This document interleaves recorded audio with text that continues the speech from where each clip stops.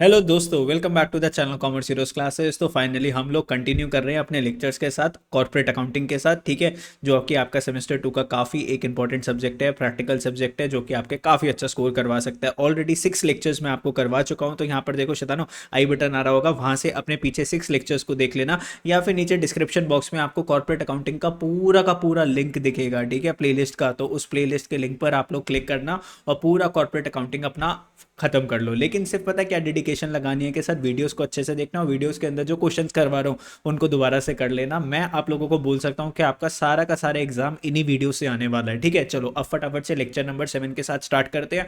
बच्चों, आज का हमारा जो टॉपिक है दैट इज री issue of forfeited shares. Forfeited shares क्या होते थे वो मैंने समझा दिया था, उसके क्वेश्चंस भी करवा दिए थे। आज समझेंगे सर री इशू क्या होता है। री इशू का मतलब होता है दोबारा से शेयर्स को बेच देना। जैसे मान लो मैंने मिस्टर मिस्टर राहुल को शेयर्स अपने सेल करे थे, मिस्टर राहुल ने मुझे पैसे नहीं दिए थे, जिसकी वजह से मैंने मिस्टर राहुल के शेयर्स को क्या कर लिया बच्चों, फोरफिट कर लिया। फोरफिट का मतलब क्या होता है, उसने जो पैसे दिए थे ना, मैंने उसके पैसे भी वापस नहीं करे और साथ ही साथ उसको एक भी मैंने शेयर नहीं दिया। अब मेरे पास मिस्टर राहुल के शेयर्स पड़े हुए, मैं मिस्टर राहुल को अब नहीं सेल करूंगा, मैं किसी और को उन शेयर्स को क्या कर दूंगा, सेल कर दूंगा। अब देखो छोटी छोटी बातें मैं आप लोगों को सिखाने वाला हूँ। देखो सबसे पहले थ्योरी पढ़ लेते हैं। सर फोरफिट रीइशू का मतलब क्या होता है। Reissue of forfeited share is sale of shares. Sir हम शेयर्स को आगे किसी को सेल कर रहे हैं and not issue of shares.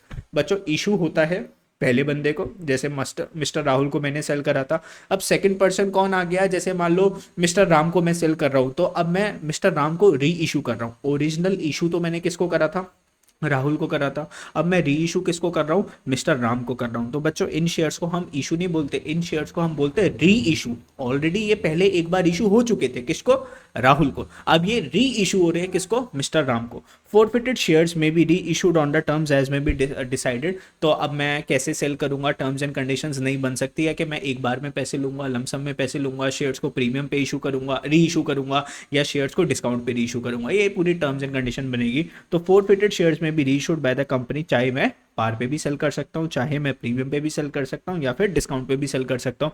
बच्चों अब आपने शेयर्स को री इशू कर दिया तो आपके पास दोबारा से पैसे आ जाएंगे, मिस्टर राम से पैसे आ जाएंगे। तो आप जनरल एंट्री क्या पास करोगे, bank account debit to share capital. बच्चों ये वाली एंट्री आप कब इशू करोगे, जब आप शेयर्स री इशू कर रहे हो पार पे। तो जब आपने शेयर्स को री इशू करा है पार पे, मतलब 10 का शेयर 10 पे बेच दिया, तो आप एंट्री पास करोगे बैंक टू शेयर कैपिटल। लेकिन आपने शेयर्स को इशू करा है डिस्काउंट पे, इशू नहीं री इशू।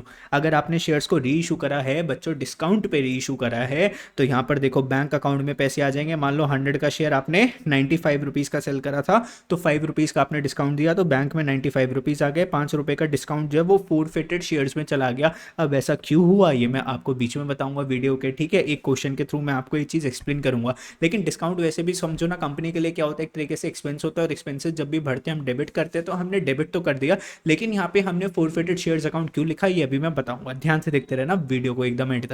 और शेयर कैपिटल में पैसे चले गए, सीधी सी बात है। लेकिन अगर मैंने शेयर्स को इशू करा है प्रीमियम पर, बच्चों री इशू करा है प्रीमियम पे, तो एंट्री क्या हो जाएगी। मान लो मैंने अपने 100 रुपए का शेयर सेल कर दिया 110 रुपए का, तो बैंक में 110 रुपए आए, शेयर कैपिटल में 100 रुपए बेचे, और सिक्योरिटीज प्रीमियम में कितने पैसे गए, बोलो बोलो सर, 10 रुपए गए। ठीक है, अब मैं एक छोटा सा आप लोगों से ना क्वेश्चन पूछना चाहता हूं। मैं मानता हूं आप लोग बीकॉम के स्टूडेंट्स हो, इतनी छोटी सी बात आप मेरे को बता सकते हो। मान लो मेरा एक शेयर था जिसकी फेस वैल्यू थी बच्चों 100 रुपीज़।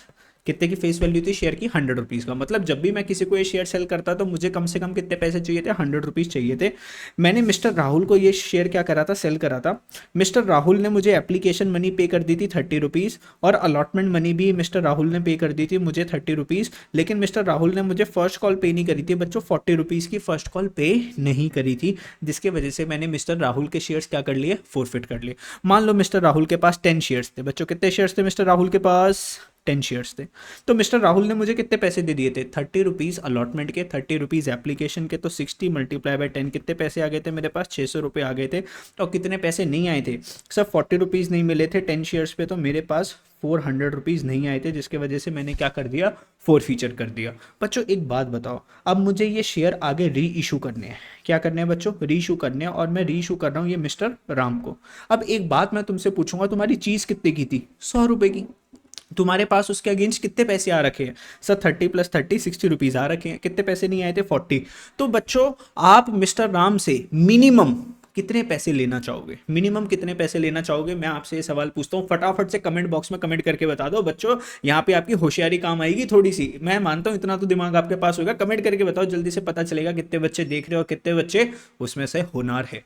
100 में से 60 रुपीज आपके पास राहुल से आ रखे हैं, तो आप मिस्टर राम से और कितने पैसे लेना चाहोगे अपने 100 रुपए की चीज के? बोलो बोलो, यस, आंसर मिला मेरे को। कितने पैसे लेना चाहोगे आप? 40 रुपीज। तो बच्चों आपने मिस्टर राम को क्या दे दिया? डिस्काउंट दे दिया।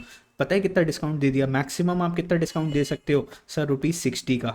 भाई मिस्टर राम को अगर मैं चाहूंगा कि मिनिमम राम मुझे आपसे कितने पैसे चाहिए, राम मुझे कितने पैसे चाहिए? 40 रुपीज चाहिए, क्योंकि 60 रुपीज मैं ऑलरेडी किससे ले चुका हूं सर? राहुल से ले चुका हूं। तो व्हाट इज द डिस्काउंट जो हम राम को देने वाले हैं? तो डिस्काउंट इज द मनी जो ऑलरेडी हम फोरफिट कर चुके हैं। तो 60 रुपीज तो हम क्या कर चुके थे? फोरफिटेड। तो what should be the maximum discount at the time of री issue of shares? what should be the maximum discount at the time of reissue of shares? Sir that is amount forfeited। जो हमने sir amount हमने जो forfeit जो कर लिया वो होएगा हमारा मैक्सिमम डिस्काउंट। तो देखो वही चीज लिखी हुई है, maximum permissible discount on reissue of forfeited share. तो maximum discount can be allowed on reissue of shares is the amount forfeited on the reissued shares. Sir जितने पैसे हमने पिछले वाले बंदे से आ चुके थे और फोरफिट कर लिए थे वो मैक्सिमम डिस्काउंट है। Reissue price of forfeited shares can not be less than the amount not receive by the company. तो बच्चों जो री इशू का प्राइस है, अब देखो दो तरीके से आप बोल सकते हो कि मैक्सिमम डिस्काउंट कितना देना है। सर मैक्सिमम डिस्काउंट हमने देना है जो हमने अमाउंट फोरफिट कर लिया था। पहली बात तो ये हो गई। अब मैं दूसरी बात बोलूं, सर री इशू प्राइस क्या होना चाहिए? मान लो री इशू प्राइस कितना होना चाहिए? मान लो 40 रुपए। ये 40 रुपए क्या है? The amount which is not received. तो री इशू प्राइस क्या होना चाहिए? Amount not received. तो बच्चों घी को चाहे सीधी उंगली से निकालो चाहे टेढ़ी उंगली से निकालो, बात तो क्या आनी चाहिए कि सर जी मेरे को कितने पैसे मिलने हैं? सर 40 रुपीज मिलने हैं। 40 रुपीज वो अमाउंट हो सकता है विच इज नॉट रिसीव्ड, या फिर आप मैक्सिमम डिस्काउंट किसको बोल सकते हो? Amount which is received.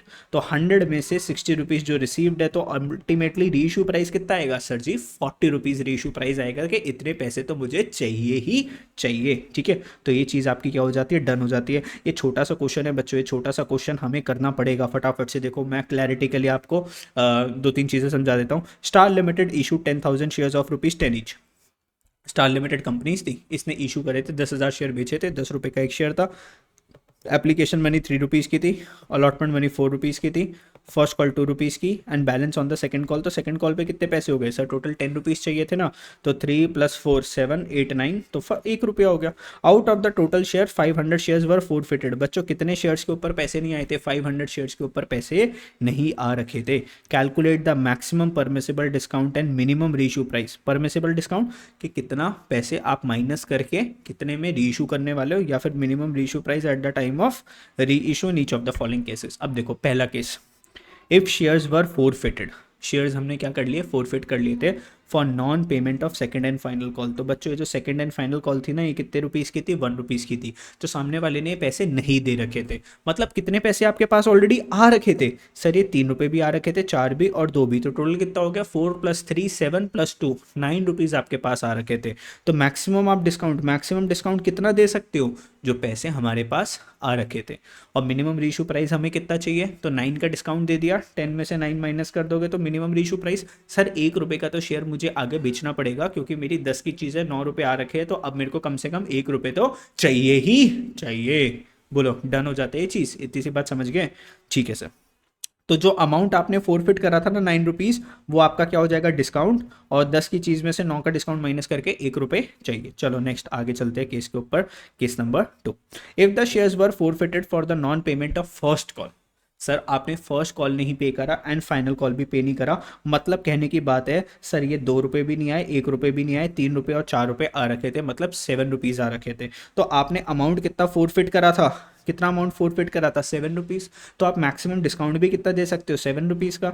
10 का शेयर 7 में से माइनस करोगे तो कितना आ गया? 3 पर शेयर। कितना आ गया बच्चों? 3 पर शेयर मिनिमम। इतने पैसे तो मेरे को री इशू के टाइम चाहिए ही चाहिए। जो भी बच्चे इन सीरीज को अच्छे से देख रहे हैं ना, मैं बता दूं उनकी सबसे बढ़िया तैयारी हो रही है गजब लेवल की। आगे चल के अगर तुम्हें कभी किसी को समझाना भी हो ना, आप लोग समझा पाओगे, कभी भी आपका अकाउंटेंसी का फियर नहीं रहने वाला, इतना मैं आप लोगों को बता दूं। वीडियो अच्छी लगती है तो फटाफट से लाइक कर देना, चैनल को सब्सक्राइब कर देना, बिकॉज इस चैनल पे आपको ह्यूमन रिसोर्स मैनेजमेंट की भी वीडियोस दिखेगी, कंपनी लॉस की भी आपको वीडियो दिखेगी, सारी की सारी तैयारी होगी कॉमर्स हीरोज क्लासेस चैनल के ऊपर, ठीक है।